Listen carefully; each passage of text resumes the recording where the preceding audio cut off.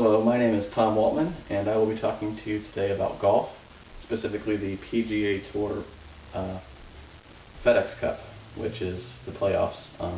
It takes place over an 8-month period. Um, you have the regular season and then the playoffs. Now the difference in that is the way the FedEx Cup works is you have points. So if you win a tournament, you get a certain number of points. If you're in the top 10, you get a certain number of points. And that takes place over all the tournaments throughout the season. The playoffs, the points, you get a lot more points if you win than you would during the regular season. So it allows you to really move up or move down in the standings. One thing about the FedEx Cup that's important to note is that it's not bigger than a major. It is bigger than some tournaments that the golfers play. What it really is it's a summary of that year, those players, and how they've performed. And it's also a big pot of money. It's $10 million to the winner of the FedEx Cup. So it's a big boost for the bank account. The FedEx Cup has only been around for 3 years. And during that period, it's overgone several changes. Most notably the points reset and other things. In the past, it's gotten a lot of criticism because, some of the players who, you may not have to be the best player in golf that year to win the FedEx Cup or to be, a top 5. But anyway, this 2009 year for the FedEx Cup, it comes down to you have your regular season and then you have your playoffs, which are 4 tournaments. Now these 4 tournaments are the Barclays, the Deutsche Bank Championship, the BMW Championship, and then finally the Tour Championship. Now these 4 tournaments are spread over 5 weeks, and you basically have an off week after the 3rd tournament, which is likely to change next year. Next year they're looking at moving the off week to be between, you have 2 tournaments, an off week, and then 2 more tournaments, and then that'll be it. This year you have 125 players from the regular season points go into the playoffs. And now, at this first round at the Barclays, those 125 play, and then only the top 100 move on to the Deutsche Bank Championship. Now, the Deutsche Bank Championship, you have 100 players, and that gets dwindled down to 70 players. So 70 players move into the 3rd round, the BMW Championship.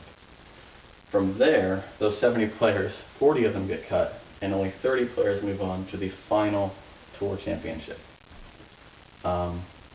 Now, one thing that's new this year, which has gotten a lot of criticism and certainly could have worked out different ways, is that the points are reset. So through the 8 months, you have your regular season points that are cumulative, and then you have your playoff points for the first 3 tournaments, and those are cumulative. They're added onto the regular season points, but you get more points for winning the playoffs than you do in the regular season. Now what they did is they took those top 30 players and locked their seeds. So your number 1 is number 1, 5 is 5, 30 is 30th, and they reset their points. This makes it, they said, the whole point was to make it a little bit more interesting at the end. That way you wouldn't have an obvious winner of the FedEx Cup before playing the Tour Championship. Now it does not mean that all the players are set to 0 and then it's a free-for-all, no. Like I said, they locked the seeds, so number 1 will get 2,500 points to start the Tour Championship, and the 30th player gets, I believe it's 210 points to start the Tour Championship, and then it's spread all throughout there. One of the big things is that the top 5 players, top 5 seeds at the Tour Championship, if they win the Tour Championship, they win the FedEx Cup, the way that the points are, because you get an additional 2,500 points for being number 1 at the Tour Championship.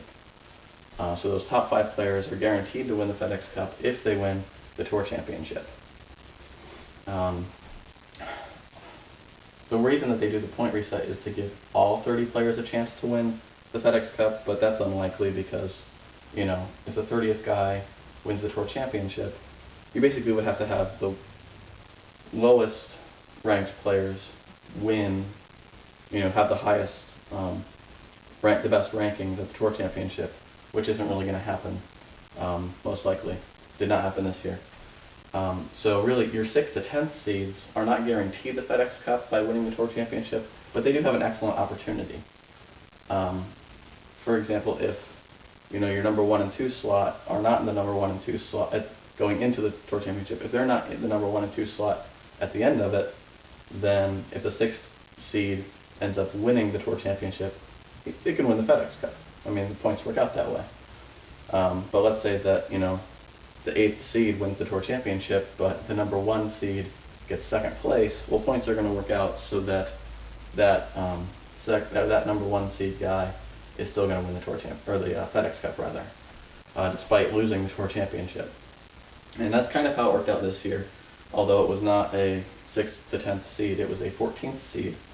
Phil Mickelson won the Tour Championship this year, and it really worked out because the FedEx Cup was given to Tiger Woods, who was the number 1 seed. He was arguably the number 1 player in golf in 2009. The FedEx Cup standings at the end of it all were Tiger Woods at first with 6 PGA wins, Phil Mickelson at 2nd with 3 PGA wins, and Steve Stricker at 3rd with 3 PGA wins.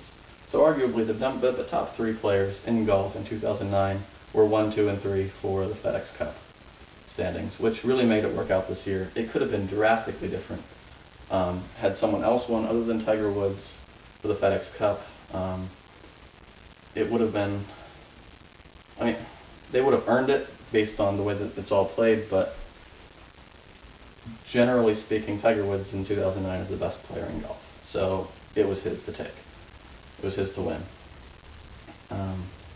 Now, one thing that they're going to be changing next year, as I said, is the location of the bye week. They may also end up changing the way that they reset the points. Whether they reset them at all, I don't know. We're not going to know those changes until later on for the 2010 season. Now, this FedEx Cup, again, is $10 million to the winner. It does not necessarily say that, it may be a summary of, hey, Tiger Woods won the FedEx Cup. He had the best points throughout the entire season and the playoffs, so he's number 1. What it is not a big career-defining tournament. I mean, those are majors. Majors are very career-defining for PGA golfers. But it certainly is a nice little addition to the bank account, and it's a way of getting your top 30 players in one tournament, the final tournament, and saying, go battle for the overall championship. As I said, there will be changes next year. We don't know what those will be. This year seemed to work out pretty well, but we'll just have to see where things go. And the Tour Championship this year actually worked out pretty well. That tournament, of the top 5 players, 4 of them are actually playing in the President's Cup in a couple of weeks, which is a worldwide tournament, and hopefully the U.S. can keep their trophy for that as well. Thank you.